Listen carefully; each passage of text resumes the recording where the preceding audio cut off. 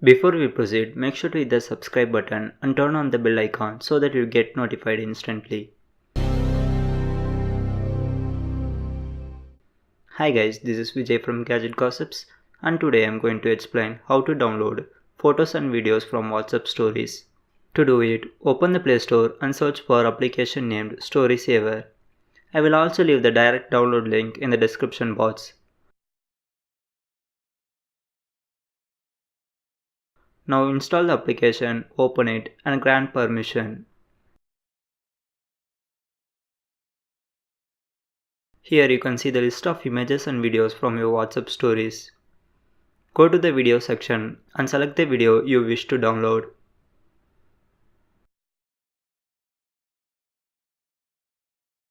Now click on the little plus button on the bottom of the screen.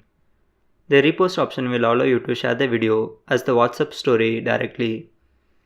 But if you only want to download the video, then select the save option and you can see that the video is getting saved to the gallery. Open the gallery and you will find the WhatsApp stories in the folder named Story Saver. So guys, that's it for the today's short video. Make sure to like the video and share it with your friends.